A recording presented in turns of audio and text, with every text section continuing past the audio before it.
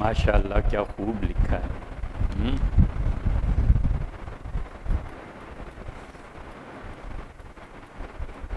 حسن کی داد دینا خود اپنے بینا ہونے اور آنکھوں کے ہونے ہی کا تو ثبوت ہے۔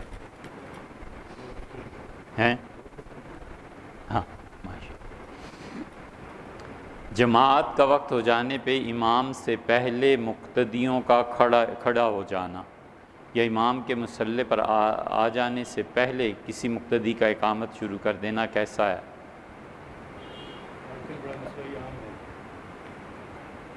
جی، امام کا اصلاً انتظار کرنا چاہیے۔ اصل سنت یہ ہے، صحابہ کرام رضی اللہ عنہ بیٹھے رہتے تھے، حتیٰ کہ حضرت رسالت مآب صلی اللہ علیہ وسلم تشریف لاتے تھے تو پھر یہ چیزیں ہوتی تھیں، پھر آپ حضرت بلال رضی اللہ عنہ کو بھیجتے تھے، اور بلال رضی اللہ عنہ ایک ایک صف میں جا کر لوگوں کے کندھے ملاتے تھے، برابر کرتے تھے صفوں کو، پھر واپس آتے تھے اور پلٹنے پہ عرض کرتے تھے کہ صفیں درست ہیں، پھر آپ نماز شروع کرتے تھے۔ اصل یہ ہے، سیدنا عمر رضی اللہ عنہ بھی ایسے ہی کرتے تھے، تو سیدنا عمر رضی اللہ عنہ تو اگر غفلت دیکھتے تھے لوگوں میں تو ادب سکھانے کی وجہ سے، تربیت کی وجہ سے ڈانٹ بھی دیتے تھے۔ اسی لیے عمر ابن میمون عودی ہیں غالباً یہ رحمت اللہ علیہ، وہ کہتے ہیں میں 2 سال مدینہ منورہ میں رہا جوان ہونے کے بعد، لیکن میری ہمت کبھی نہیں ہوئی کہ پہلی صف میں نماز پڑھوں، ہمیشہ دوسری صف میں ہوتا تھا، امیر المومنین رضی اللہ عنہ کے رعب کی وجہ سے۔ اصل تو یہ ہے، کیونکہ اگر مقتدی پہلے یہ اقامت کہے گا یا لوگ کھڑے ہو جائیں گے تو یہ در حقیقت امام سے تقاضا کرنا ہے کہ امام صاحب جلدی آئیں، وقت کی پابندی کریں۔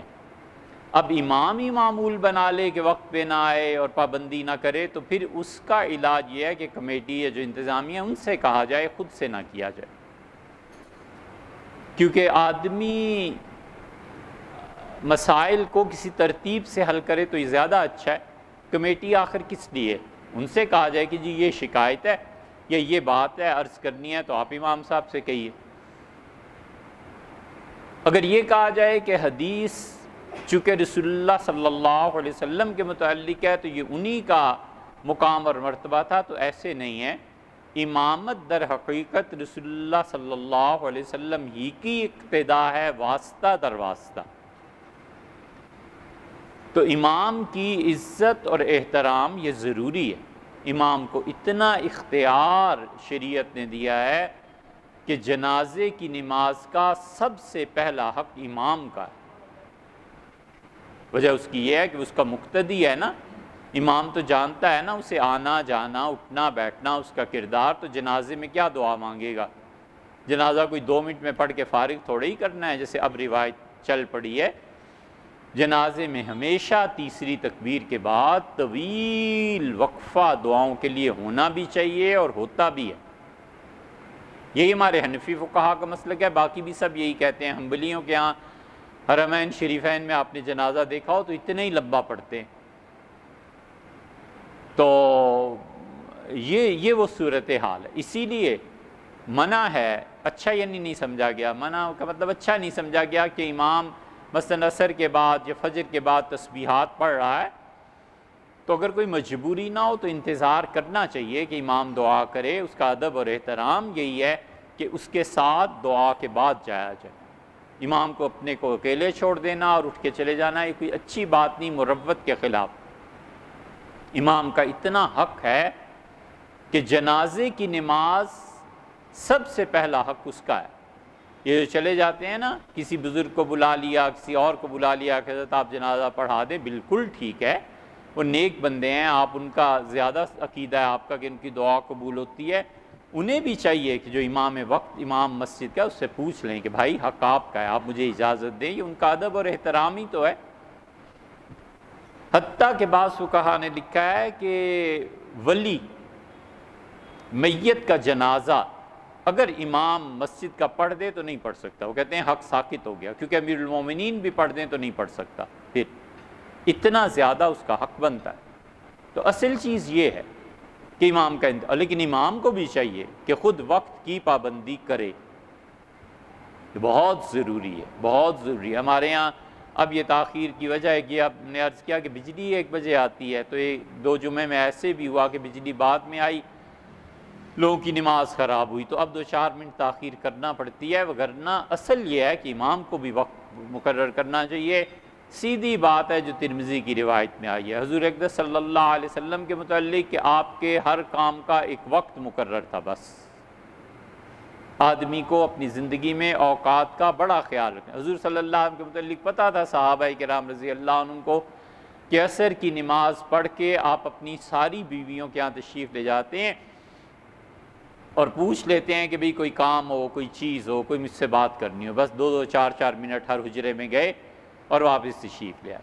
حضور اقدس صلی اللہ علیہ وسلم کو معلوم تھا کہ جب مدینہ منورہ میں ہوتے ہیں تو اشراق کی نماز کے بعد تک بیٹھے رہتے ہیں، خدا کو یاد کرتے ہیں، اور اس کے بعد رسول اللہ صلی اللہ علیہ وسلم جس بیوی کے ہاں چلے جاتے ہیں، اس کا مطلب یہی ہوتا ہے کہ آج آپ پورا دن اور آنے والی رات اس دن کے بعد کی اسی حجرے میں قیام فرمائیں گے۔ صحابہ کرام رضی اللہ عنہ اسی حجرے میں حاضر ہوتے تھے اور اسی حجرے میں باقی گفتگو بھی ہوتی تھی۔ یہ چیزیں حضور صلی اللہ علیہ وسلم متعلق طے شدہ بات تھی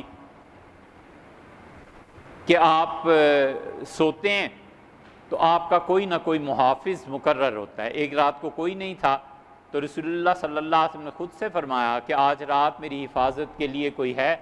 یہ استوانہ جو رسول اللہ صلی اللہ علیہ وسلم کی قبر مبارک کے ساتھ یہ ستون بنے ہوئے ہیں، اس میں ایک استوانہ ہے حفاظت کے لیے، اس پہ لکھا ہوا بھی ہے۔ یہ جگہ تھی جہاں رسول اللہ صلی اللہ علیہ وسلم سوئے تھے، اور آپ نے فرمایا کہ بھئی آج کوئی مقرر ہے؟ تو حضرت سعد رضی اللہ عنہ کا اللہ کے رسول کوئی مقرر تو نہیں ہے، لیکن آپ مجھے اجازت دیں میں آپ کی حفاظت کروں۔ تو رسول اللہ صلی اللہ علیہ وسلم نے اجازت دی اور پھر دعا بھی دی۔ آپ نے فرمایا اللہ سعد کی ایسے حفاظت فرما جیسے اس نے میری آج رات حفاظت کی۔ تو یہ سب چیزیں متعین تھا کہ رسول اللہ صلی اللہ علیہ وسلم اس وقت یہ کر رہے ہوں، لیکن بسا اوقات مجبوری، وقت، حالات، جہاد وغیرہ وغیرہ اس کے تغیر ہوتا تھا، لیکن عمومی روٹین یہی تو امام کو بھی چاہیے، یہ اس کا بھی فرض بنتا ہے۔ تو اس لیے دونوں کو آپس میں طے کر کے چلنا چاہیے، لیکن سب سے اچھی صورت یہ ہے کہ امام کا انتظار کیا جائے۔ ممکن ہے کوئی مجبوری، ممکن ہے وضو میں دیر، ممکن ہے کچھ بھی۔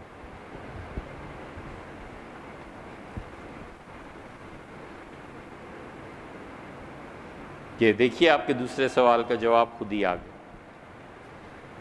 امام کا عزت اور احترام چاہیے کہ اس کا انتظار کیا جائے، اور دعا سلام پھیرتے ہی فوراً نہ اٹھ کے بھاگنا چاہیے۔ ایک آدمی کو رسول اللہ صلی اللہ علیہ وسلم نے ایسے کرتے ہوئے دیکھا تھا، اس صحابی رضی اللہ عنہ نے سلام پھیرا اور چل پڑے، تو آپ نے بلایا۔ یہ حدیث کا مفہوم ہے، ایگزیکٹلی الفاظ نہیں ہے۔ یہ آپ نے فرمایا تم ایسے مزدور ہو گئے ہو جو اجرت لیے بغیر جا رہے ہو۔ تو اسی کا اللہ کے رسول آپ نے فرمایا جب تم نے سلام پھیرا، نماز پوری کی، تو اب دعا بھی مانگو اللہ سے۔ تو اس لیے نہیں کرنا چاہیے۔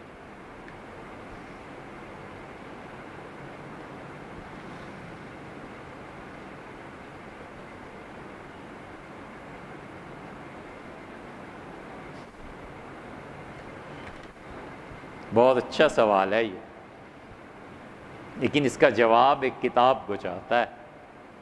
اشاعرہ و ماتریدیہ اور وحدت الوجود اور وحدت الشہود کے بارے میں کہا جاتا ہے کہ ان کا اختلاف محض لفظی ہے۔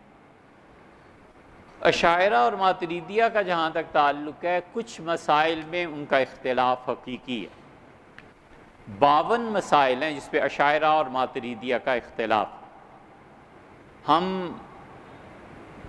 اہل سنت والجماعت میں ہونے کے بعد سب سے بڑے مقلد ماتریدیوں کے، ہم سب حنفی ماتریدی ہیں بنیادی طور، اور شافعی مسلک والے اشعری ہیں، اور امام مالک رحمۃ اللہ علیہ کے پیروکار وہ بھی ماتریدی ہیں اکثر، اور حنبلی فقہا اہل حدیث کے ساتھ۔ یہ سارے مسالک امت میں ہیں اور سب برحق ہیں۔ اس لیے ماتریدی اور اشعری ان کا جو آپس کا اختلاف ہے یہ جن 52 مسائل پر مشتمل ہے، ابن کمال پاشا رحمۃ اللہ علیہ نے، مفتی تھے ترکی کے، شیخ الاسلام تھے، انہوں نے ایک کتاب میں جمع کر دیا ہے کہ اشاعرہ اور ماتریدیہ کا اختلاف کس کس چیز پہ ہے۔ ہم اپنی بات عرض کرتے ہیں، باقی حضرات کی نہیں۔ ہم صرف ایک مسئلے میں اشاعرہ کی طرف گئے ہیں ماتریدیوں سے ہٹ کے، اور وہ بھی اللہ کا شکر ہے حضرت مجدد الفسانی رحمۃ اللہ علیہ اس مسئلے میں گئے ہیں، وگرنہ بڑا مسئلہ مشکل ہے۔ ماتریدی اس بات کے قائل ہیں کہ اللہ تعالیٰ کو ماننا ضروری ہے، اگرچہ اس تک رسالت کا پیغام پہنچا ہے یا نہیں پہنچا۔ وہ کہتے ہیں یہ کائنات، اس کی تخلیق، یہ کافی ہے اللہ تعالیٰ کے ہونے کے لیے۔ صبح سورج کی روشنی جو پھوٹتی ہے تو اسے عقل نہیں آتی کہ اس سورج کو چڑھانے والا بھی کوئی ہے اور ڈبانے والا بھی کوئی ہے، اور کائنات میں کتنی نشانیاں ہیں، کسی کو بھیج کے تلشواتا پھرے گا، خود ہی تلاش کر لے۔ تو اس لیے ماتریدی اس بات کے قائل ہیں۔ اس صورت میں سوال یہ اٹھتا ہے، اور بہت بڑا سوال، کویسچن مارک ماتریدیوں پہ لگتا ہے کہ ایک بچہ، ایک لڑکا لڑکی افریقہ کے کسی قبیلے، چین، آسٹریلیا کہیں پیدا ہوا اور 15 سال کی عمر میں مر گیا، اللہ کو مانتے ہی نہیں تھا، نہ توحید کیا وجود باری تعالیٰ کا ہی قائل نہیں تھا، تو اب آپ اسے کہیں گے کہ وہ جہنم میں گیا، کیونکہ اسے معرفت و تصدیق خداوندی کے لیے یہ مظاہر کافی تھے۔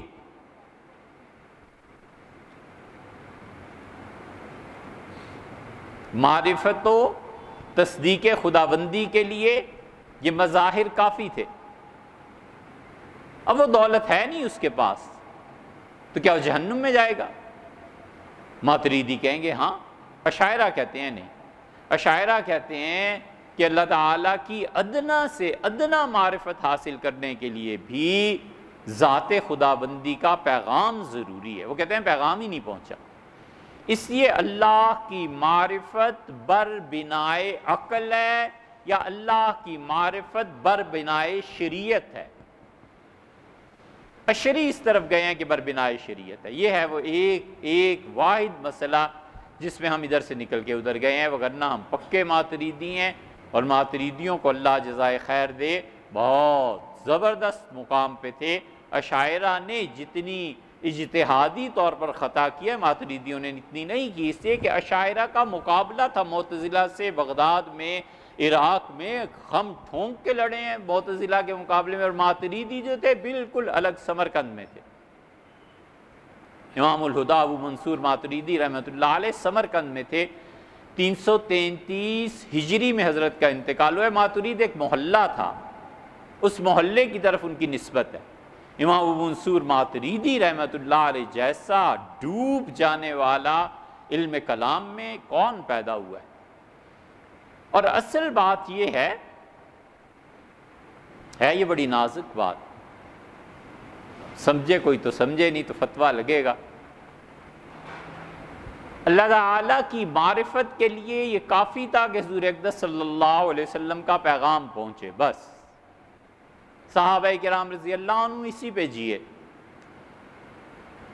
ایک آدمی آیا، اسے کہا اللہ کے رسول، میں نے کوئی گناہ کیا اور میں نے مانا تھا کہ اگر میں ایسے کروں تو میں ایک باندی آزاد کروں گا، یہ باندی گونگی ہے، تو کیا یہ کافی ہے؟ حضور صلی اللہ علیہ وسلم نے فرمایا اللہ ہے۔ اس سے کہا جی، بعض روایات میں یہ لفظ نہیں ہے۔ آپ نے فرمایا اللہ کہاں ہے؟ بعض میں یہ نہیں ہے۔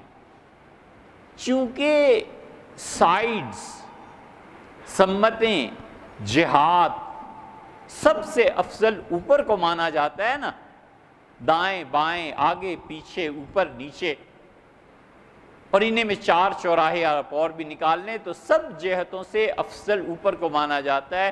اس لیے یہ مطلب نہیں ہے کہ اللہ آسمان میں ہے، والعیاذ باللہ۔ اس سے اشارہ کیا، اس سے کہا اللہ اوپر ہے، اور اشارہ نہیں کیا یا اس کی مراد کیا تھی، اس پہ پوری بحث ہے، اللہ تعالیٰ کی توفیق سے ایک جگہ ہم نے لکھی ہے۔ تو اس نے، آپ نے فرمایا میرے بارے میں کیا کہتی ہو؟ اس نے آسمان کی طرف اشارہ کیا، پھر آپ کی طرف کہ اللہ نے آپ کو بھیجا، آپ نے فرمایا جاؤ مسلمان ہے، آزاد کر دو، بس کافی ہے۔ آیا اس سے کہا کہ کیا آپ سمجھتے ہیں میں آپ کو قسم دیتا ہوں اس پروردگار کے آسمان اور زمین کو جس نے پیدا کیا، اللہ ورسلک، حضور صلی اللہ علیہ وسلم ہنس پڑے۔ آپ نے فرمایا، اس نے کہا اللہ نے تمہیں بھیجا؟ آپ نے کہا ہاں مجھے اللہ نے بھیجا۔ اس نے کہا قسم کھاؤ؟ آپ نے کہا قسم کھاتا ہوں اللہ نے بھیجا ہے۔ اس نے کہا پھر آپ اللہ کے رسول ہیں، میں اس کی شہادت دیتا ہوں۔ رسول اللہ صلی اللہ علیہ وسلم وہ چل پڑا آگے، آپ نے افلاح ان صدق، سچا ہے تو کامیاب ہو گیا۔ ایک آدمی آیا، اس نے کہا اللہ کے رسول کیا حکم ہے؟ میں لا الہ الا اللہ۔ اس نے کہا لا الہ الا اللہ، فرمایا بس جاؤ، ختم۔ جب یہ روٹین ہو گئی، اب اجمی اقوام جب داخل ہوئے ہیں اور نیا خون آیا ہے، نیا ذہن آیا ہے۔ سیدنا عمر رضی اللہ عنہ جب شورا ہوتی تھی نا، اس میں مدینہ منورہ میں جن لڑکوں کو وہ نظر میں رکھتے تھے کہ یہ لڑکے بڑے ذہین ہیں، انہیں بلاتے تھے۔ کسی نے کہا امیر المومنین 60 سال کے بوڑھوں کو چھوڑ دیتے ہیں آپ اور ان لڑکوں سے پوچھتے ہیں؟ حضرت عمر رضی اللہ عنہ نے کہا انہیں بٹھاتا ہوں اپنے ساتھ اور ان لڑکوں کی ذہانت، جوانی، نئی سوچ، اس سے فائدہ اٹھاتا ہوں۔ نئی سوچ ہوتی ہے نا، ورنہ پرانی سوچ پہ تو آدمی پختہ ہو جاتا ہے۔ اب جب اگلی نسلیں آئیں اور اشکالات بڑھے عقلی طور پہ، پھر بحث اٹھی کہ اللہ کہاں ہے، پھر بحث اٹھی کہ اللہ ہے بھی یا نہیں ہے، پھر بحث اٹھی کہ رسالت ضروری کیوں ہے، پھر بحث اٹھی کہ عقل رسالت پہ غالب کیوں نہیں، حتیٰ کہ بحث اٹھی کہ خدا کی تقدیر کیا چیز ہے اور قبر کا عذاب کیسے ہوگا۔ یہ جب مباحث اٹھی ہیں، انہوں نے سارے معاشرے کو ہلا کر رکھ دیا۔ اس پہ جو ذہین آدمی پیدا ہوئے وہ متکلمین تھے۔ متکلمین نے اس نئی نسل کے سوالات کا جواب دیا ہے کہ ہاں بھئی یہ ہے، یہ ہے، یہ ہے۔ متکلمین بہت بڑے اسلام کے ڈیفینڈرز تھے۔ عقل کی بنا پر انہوں نے مذہب کو پورا تحفظ فراہم کیا۔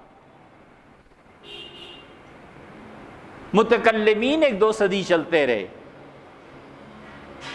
اب متکلمین جب کثرت سے ہوئے اور عبادت بھی ہو گئی تو جو چاشنی تھی نا وہ مٹ گئی۔ اب صوفیہ پیدا ہوئے، انہوں نے عشق کی زبان میں بات کرنا شروع کی۔ اسلام کی گاڑی یوں چلی ہے، بربنائے رسالت اور پھر علم کلام اور پھر صوفیہ۔ اب ہمارے دور میں آ کے مسئلہ نہیں رہا۔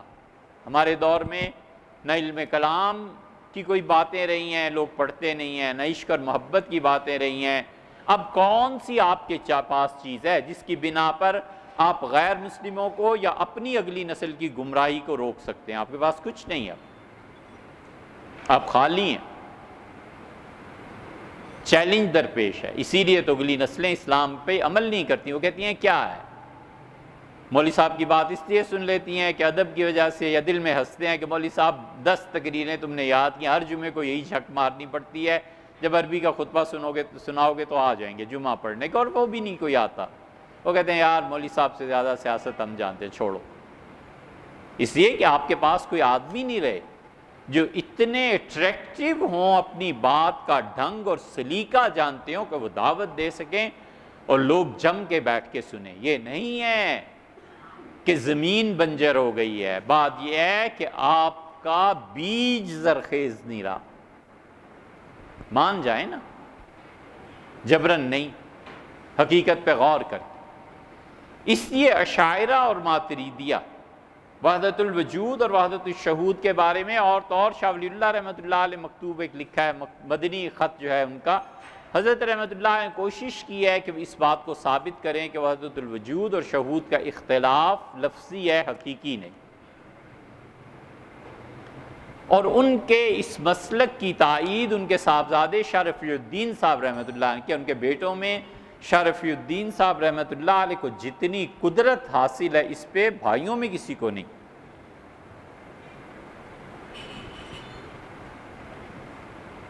اور تو خیر کسی کو کیا ہوتی۔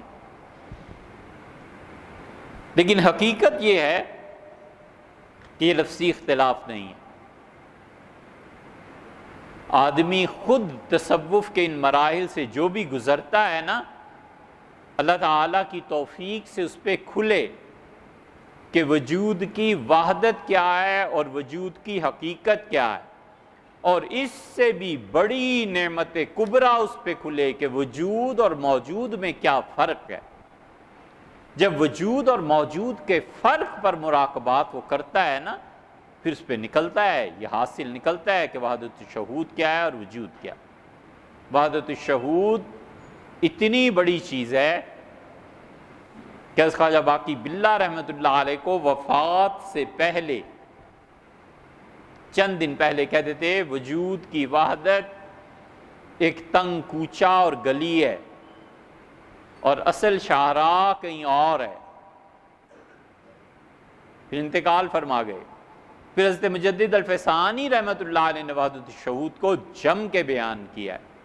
وحدت الوجود کے مسلک کے بڑے داعی ابن عربی تھے، اور جو کچھ ابن عربی رحمۃ اللہ علیہ نے اپنی کتابوں میں عربی میں لکھا ہے، فارسی میں اسے ہی منتقل کر دیا ہے۔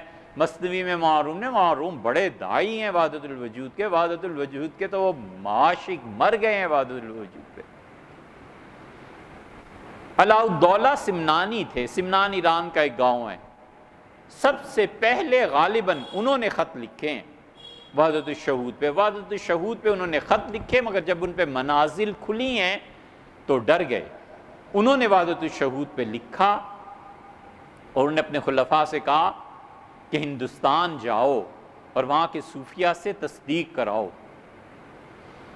ایرانی ہمیشہ دبتے رہے ہیں ادھر بر صغیر کے مسلمانوں سے، یہ تو ہمایوں کے زمانے میں اس کے علماء آ گئے اہل تشیع، وگرنہ ہندوستان اور توران کے علماء کو جو سکہ جمع ہوا تھا، ایرانی کہاں مقابلہ کر سکتے تھے اس کا۔ تو علاء الدولہ سمنانی رحمۃ اللہ علیہ نے بھیجا کہ یہ چیزیں مجھ پہ کھلی ہیں۔ اس وقت ہمارے ہاں فردوسی سلسلے کے بہار کے مولانا زندہ تھے رحمہ اللہ، بہت بڑے صوفی تھے، آ جائے گا نام ان کا انشاءاللہ۔ تو وہ بہت بڑے صوفی تھے۔ حضرت تک جب یہ چیزیں پہنچی تو حضرت نے اس کی تصدیق کر دی کہ یہ چیزیں ٹھیک ہیں۔ جب وہ تصدیق پہنچی ہے سمنان، اور یہ تصدیق بہت بڑے شیخ وقت کی تھی، اس کو پھر پڑھا ہے حضرت مجدد رحمۃ اللہ، اسی لیے اپنے شیخ کے نام خط میں لکھا ہے کہ میں بڑا متاثر ہوں علاء الدولہ سمنانی سے۔ حضرت مجدد رحمۃ اللہ نے لکھا ہے کہ میں حضرت سے بڑا متاثر ہوں، تو خواجہ باقی باللہ رحمۃ اللہ نے اس کی تصویر فرمایا کہ علاء الدولہ سمنانی بڑے آدمی تھے۔ علاء الدولہ سمنانی رحمۃ اللہ علیہ خود شہزادے تھے، بڑے باپ کے بیٹے تھے، گھر سے کھاتے تھے یار، ان کو کیا پرواہ تھی، بہت بڑی ہستی تھی۔ علاء الدولہ سمنانی رحمۃ اللہ علیہ سے اتنے متاثر ہوئے ہیں حضرت مجدد کہ پھر انہوں نے ان کی اصطلاحات کو بھی اپنے مکتوبات میں جہاں لکھتے ہیں نا کہ اللہ تعالیٰ کی ذات وراء الورا ثم وراء الورا ہے، تو وراء الورا ثم وراء الورا سب سے پہلے علاء الدولہ سمنانی رحمۃ اللہ استعمال کیا، وہیں سے ادھر کو بھی آیا حضرت مجدد رحمۃ اللہ کی طرف۔ حضرت مجدد نے پھر لکھا کہ وحدت الشہود مجھ پہ کھلا ہے۔ کاش عمر ہوتی تو حضرت مجدد رحمۃ اللہ علیہ نے وحدت الشہود کے بعد ایک اور جہان کی بھی خبر دی ہے، ہم اس کو لکھتے کہ یہ کیا جہان ہے، وہ کوئی اور چیز ہے جو حضرت پہ کھلی ہے۔ تیسرا کوئی جہان کھلا ہے اللہ کے قرب کا، اس لیے یہ نہیں کہا جا سکتا کہ وجود اور شہود ایک ہے۔ اچھا، عراقی فقہاء احناف صحیح روایت ملنے پر امام کے قول سے رجوع کر لیتے، وہاں پر النہر۔ بہت اچھے سوالات آپ نے لکھے میاں۔ ماوراء النہر والے عقل سے توجیہ کرتے تھے، یہ آپ کی بات بالکل درست ہے کہ عراقی فقہاء ایسے نہیں تھے۔ اگر فقہ حنفی عراق سے آئی ہوتی تو اس کا رنگ کچھ اور ہوتا، ہم اہل حدیث کے قریب ہوتے۔ تفقہ، سمجھنا بلا خوف تردید کہتے ہیں، اور برملا کہتے ہیں کہ تفقہ، سمجھنا ڈوب جانا، حضرت رسالت مآب صلی اللہ علیہ وسلم کا مدعا پانے کی کوشش کرنا ہم میں کم ہوتا اگر ہم عراق سے لے لیتے فقہ حنفی۔ اسی لیے امام محمد رحمۃ اللہ علیہ فقہ حنفی عراق سے آئی ہے نا، امام محمد رحمۃ اللہ علیہ پہ غلبہ تھا مدینہ منورہ کا، کیونکہ وہ شاگرد تھے امام مالک رحمۃ اللہ علیہ، اس لیے ظاہر میں جو الفاظ آئے اس پہ عمل کرو۔ اسی لیے حنبلی فقہا ایک ایک مسئلے میں 9 قول ملتے ہیں، یہ بھی ٹھیک ہے، سب ٹھیک ہے۔ کیوں؟ اس لیے کہ غور کم کرتے ہیں، کہتے ہیں حدیث میں آیا لہٰذا کر گزرو۔ ہماری حنفی فقہ آئی ہے سمرقند بخارا سے، یہ ڈوب جاتے تھے قرآن میں حدیث میں، یہ کہتے تھے سمجھو اس کو، عقل کی بات کرو یار، محض الفاظ پہ کی پابندی ضروری نہیں، غور کرو رسول اللہ صلی اللہ علیہ وسلم چاہتے کیا ہیں، وہ جو چاہتے ہیں اس مفہوم کو بیان کرتے تھے۔ اس لیے ہم حنفی سب سے بڑے فقیہ، ہم حنفی ڈوب جاتے ہیں مسئلے میں کہ کیا۔ اس کی ایک مثال دوں،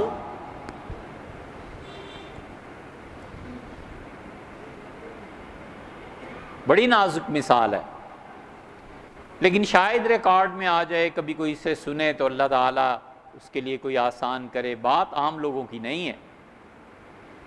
ایک عورت نماز نہیں پڑھتی، روزے نہیں رکھتی، خدا کو ماننے نہ ماننے کا اہتمام بھی نہیں کرتی، کبھی کہتی ہے کدھر ہے تمہارا خدا؟ دنیا بھر میں چلے جاؤ، مفتیوں سے پوچھو، کفر سے کم جو فتویٰ دے دیں اور نکاح توڑنے سے جو کم حکم کریں، ہم سے پوچھو۔ ہم کہتے ہیں ان اسباب پر غور کرو جہاں وہ ڈوب گئی ہے، جس مقام پہ پہنچی ہے اس پہ غور کرو۔ وہ کہتی ہے ساری زندگی ماں باپ کے گھر میں برتن مانجتی رہی، کپڑے ماں کے بچے ہوئے پہنتی رہی، اتنی غربت میں زندگی گزاری کہ 3 وقت صحیح کھانا میسر نہیں تھا، کپڑے نیچے سے 5-6 بدل کے اور اوپر والا حصہ پرانا کر کے سی کے پہنتی رہی۔ شادی ہو گئی تو شوہر نے ایک دن جو ظلم سے کم رکھا ہو مارتا رہا اور تانے دیتا رہا، اور آخر طلاق دے کے چلا گیا۔ بھائی مجھے نہیں سنبھالتے، بھابیاں مجھے نہیں رکھنا چاہتی، اولاد میری کوئی نہیں ہے، جو ہے میں پڑھا نہیں پائی، مجھے مارتی ہے اٹھ کے اولاد بھی، کدھر ہے تمہارا خدا؟ کدھر ہے؟ میں اس کی مخلوق نہیں ہوں، نہیں پڑھتی نماز، جاؤ۔ ہم کہتے ہیں اللہ یہ تیرا انکار، تو مہربانی فرمانے والا ہے، یہ ہم حنفی اس کو بھی تنگ کر دو دارا۔ میں یہ کہتا ہوں بس اللہ معاف کرے، اگر یہ غلط ہے تو خدا مجھے 1000 بار معاف کرے۔ میں سوچتا ہوں کئی مرتبہ اور میں کہتا ہوں اے میرے رب، اگر کوئی تیرے ہاں مجھ سے کوئی پوچھے تو اللہ یہ تیری بندی ہے، یہ حالات کے جبر سے تیرا انکار کر رہی ہے، اصل انکاری نہیں ہے۔ اللہ حالات ایسے پیدا ہو گئے ہیں، نماز نہیں پڑھ رہی، اللہ حالات ایسے پیدا ہو گئے ہیں، کفر کے جملے بکتی ہے، اللہ اصل میں نہیں ہے، تو اس کے دل کو جانتا ہے، تو ہی پوچھ لے اس سے۔ اسی ہمارے پاس کوئی آئے گا تو ہم کہیں گے حالات بتاؤ یار، وہ بتاتا ہے، ہم کہتے ہیں بالکل ٹھیک ہے، وہ کیوں کافر ہے یار، ہم تو فتویٰ نہیں دیتے۔ حالات کے جبر کی وجہ سے انکار اور ہے، عبادت نہ کرنا اور ہے، اور اپنے اختیار سے ترک عبادت اور ہے، ترک تصدیق اور ہے۔ یہ حنفی ہے، یہ حنفیت ہے، یہ فقہ ہے جو ہمیں اتنا گہرا ڈوب کر سوچنے پر مجبور کرتی ہے کہ ہم حالات دیکھ کے جرم کا تعین کر کے پھر اس پہ حکم لگائیں۔ یہ بڑا فرق ہے۔ اس لیے فقہ حنفی جو آئی ہے نا سمرقند اور بخارا سے، اس نے لوگوں میں عقل پیدا کی ہے، شعور پیدا کیا ہے، ہمیں اندھا مقلد نہیں بنا دیا۔ ہم حنفی الحمدللہ باشعور لوگ ہیں، اسی لیے ہم سلفیت کی یہ حدیث میں آ گیا لہٰذا کر گزرو، ہم بالکل نہیں مانتے اس کو۔ حدیث میں آیا تو کیا کریں؟ حدیث شریف میں ضرور آیا ہے، حضور صلی اللہ علیہ وسلم کی بات پر غور کریں گے۔ نبی کریم صلی اللہ علیہ وسلم کا مدعا منشا کیا ہے، ہماری جان قربان ہے ان کے مدعا پہ۔ ہم سمجھنے میں غلطی کرتے ہیں تو ہماری اجتہادی غلطی ہے، ہمیں اللہ اس کا پھر بھی ثواب دے گا کہ کوشش کی تھی، نہیں سمجھ پائے نا، عقل کا معیار اتنا نہیں تھا، تو اللہ اس میں ہمارا کیا قصور ہے؟ جبکہ باقی سارے فقہا اللہ کی طرف جھکاؤ، وہ کہتے ہیں تمہارا قصور، ہم کہتے ہیں کوئی قصور نہیں یار، بس جتنی عقل اللہ نے دی تھی اتنی ہی سمجھ تھی نا، اب اور کیا کریں۔ حضور اقدس صلی اللہ علیہ وسلم نہیں لوگوں کی عقل کا اعتبار کرتے تھے، کدھر جاتے ہو؟ نبی کریم صلی اللہ علیہ وسلم نے لوگوں کی عقل کا اعتبار کیا ہے۔ ہر جگہ مقرر کرتے ہو اتنا پانی ہو تو پاک ہے، اتنا ہو تو ناپاک ہے۔ کیا اصل شریعت یہ نہیں ہے کہ ہم کہتے ہیں دیکھنے والے کی رائے پر چھوڑ دو، یار جو دیکھ رہا ہے نا وہ دیکھتا ہے حوض کے ایک طرف وہاں پر گندگی ہے، دوسری طرف بیٹھ کے وہ سوچتا ہے یہ گندگی یہاں پہنچ سکتی ہے کہ نہیں پہنچ سکتی، وہ کہتا ہے کوئی نہیں پہنچ سکتی، وضو کرے ٹھیک ہے۔ ایک کہتا ہے پہنچ سکتی ہے، نہ وضو کرے۔ ہم کہتے ہیں لوگوں کی عقل پہ چھوڑو، کیا ضرورت ہے ہر جگہ تمہیں شریعت ٹھونسنے کی لوگوں پہ؟ لوگوں کے شعور کو اور آزادی دو، لوگوں کو بولیں، لوگ اپنی بات کریں، لوگ اپنا ما فی الضمیر بیان کریں۔ لوگ کہتے ہیں یہ حالات ہیں، کدھر ہے تمہارا خدا؟ روز دھماکے ہو رہے ہیں، 200 آدمی مر رہے ہیں، اللہ کو کچھ پتہ نہیں ہے۔ ہم کہتے ہیں یار صحیح کہتے ہو، ہم سے پوچھو کہ بات کیا۔ یہ وہ آزادی فکر ہے جس کو ملنا چاہیے۔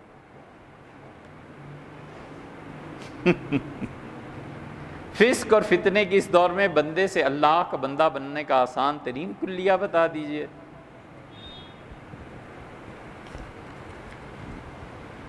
یہ بتاؤ گوشت سب سے زیادہ آسانی سے کس کا ہضم ہوتا ہے؟ اس کا جواب لے آؤ۔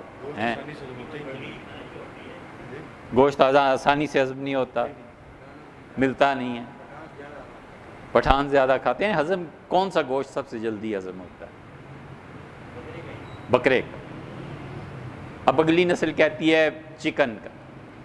سب سے زیادہ آسانی سے زود ہضم گوشت جو ہضم ہو جاتا ہے نا، وہ غیبت کا گوشت ہے اپنے بھائی کا۔ وہ اتنا لذیذ ہوتا ہے کہ جی چاہتا ہے، اور ایسے ہی ہے نا،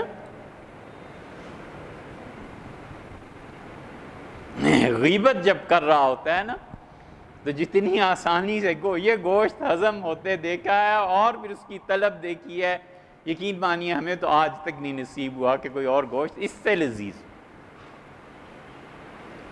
یہ چھوڑ دے، اللہ کے کسی بندے کی توہین میں مبتلا نہ ہو، بند رکھے اپنی زبان۔ عین شراب پی کے نشے کی حالت میں بھی جو آدمی ہے نا، اپنے آپ کو اس سے بھی بدتر سمجھے کہ اے رب نہیں، یہ ممکن ہے تو نے امتحان میں ڈال دیا ہو، لیکن اے رب میں تو اس سے بھی زیادہ خراب آدمی۔ اپنے آپ کو مٹائے۔ سب سے آسان نسخہ ہے اللہ کے قرب کا، اور عملاً پہلی صف میں نماز پڑھ۔ بس حضور اقدس صلی اللہ علیہ وسلم نے فرمایا تمہیں پتہ چل جاتا کہ آذان دینے پہ اور پہلی صف میں نماز پڑھنے پہ اللہ کیا دیتا ہے، تو قسم ہے پروردگار کی تم قرہ اندازی کیے بغیر نہ رہتے۔ قسم وہاں عربی کے جو الفاظ ہیں نا اس سے مفہوم پیدا ہوتا ہے، یہ کام کرے، کسی کی توہین نہ کرے، ذلیل ہی کرنا ہو نا تو اپنا نفس کافی ہے، بس آسان ترین نسخہ اللہ تک پہنچنے کا۔ انسان کا اپنے اوپر کس قدر کنٹرول ہے، شیاطین جنات ہیں، آگے کیا لکھا ہے، اور کسی قدر انسان پر کس قدر انسان پر اثر انداز ہوتے تھے، ان سے نجات کا کیا طریقہ ہے۔ سارا کنٹرول اپنے اوپر نہیں ہے، اور کیا ہے یار، سارا کنٹرول اپنے اوپر اپنا ہی ہے۔ کس کا کنٹرول ہے؟ شیاطین کا، وہ ترغیب دیتے ہیں۔ مت آئیے، کس نے کہا؟ جس چیز کا نام انسان ہے نا، اس سے زیادہ طاقتور مخلوق اللہ نے پیدا ہی نہیں کی۔ انسان سب کچھ وہ ہے جو کچھ وہ سوچتا ہے بس، اور سوچنے کو جب قوت عمل میں لاتا ہے، پرفیکشن، اللہ نے بہت بڑی چیز جو انسانوں کو دی ہے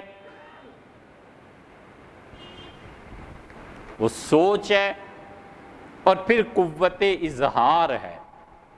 جتنا کسی انسان کی سوچ پاک ہوتی ہے، جتنا کسی انسان کی سوچ پازیٹیو ہوتی ہے، اتنا ہی اس کے بیان میں کلیئرنس ہوتی ہے، اور جتنی یہ چیزیں بڑھتی جاتی ہیں اتنی ہی انسان پر ہمت اور قوت پیدا ہوتی ہے۔ انسان سے بڑی مخلوق کوئی نہیں۔ شیطان ایک تمانچے کی مار ہے، کر کیا سکتا ہے؟ ہوتا کیا ہے؟ اللہ کی طاقت انسان کے ساتھ ہے، شیطان کے ساتھ نہیں۔ اللہ اپنے بندوں کے ساتھ ہے۔ اللہ کو اپنے بندے سے اتنی محبت ہے، اتنا تعلق ہے کہ جس نے طے کر دیا ہے کہ یہ چند لمحے بعد اب جہنم کی نظر ہوں گے اور ہمیشہ ہمیشہ وہاں رہیں گے، یہ سارے کھڑے ہیں، اور ان کو گمراہ کرنے والے شیاطین بھی کھڑے ہیں،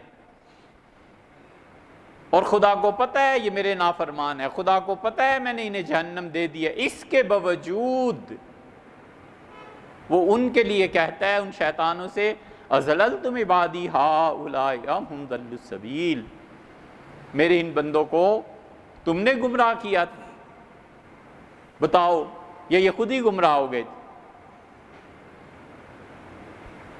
اگر اللہ کہتا کہ ان بندوں کو تم نے گمراہ کیا تھا تو بھی ایک بات تھی۔ آپ غور کریں، قرآن کا ایک ایک حرف غور کیے جانے کے قابل ہے۔ جن کو ہمیشہ کے لیے جہنم میں بھیج رہا ہے ان کے متعلق بھی کہتا ہے عبادی ہؤلاء، یہ میرے بندے ہیں۔ تو جو کافر کو اپنی بندگی سے نہیں نکالتا اور کافر کے کفر کے باوجود کہتا ہے میرا بندہ ہے، اس سے زیادہ قدردانی اور کس کی ہوگی؟ اس کے مقابلے میں کسی کو طاقت دے دے گا۔ شیطان زیادہ زیادہ کیا کرتا ہے؟ لبھاتا ہے، اشیاء کے حقائق سے مخفی رکھتا ہے۔ جو انسان اللہ سے جتنا غافل ہے اتنی ہی اس کی عقل پہ پردہ ہے، یہ کرتا ہے، بس زیادہ کیا کرتا ہے؟ تو ہٹا دے انسان۔ اللہ کی محبت ان سب چیزوں کو ختم کر دیتی ہے، اس لیے ان چکروں میں نہیں پڑنا چاہیے۔ شیاطین اور جنات سیدھے سادے اللہ کی بندگی کو اختیار کریں۔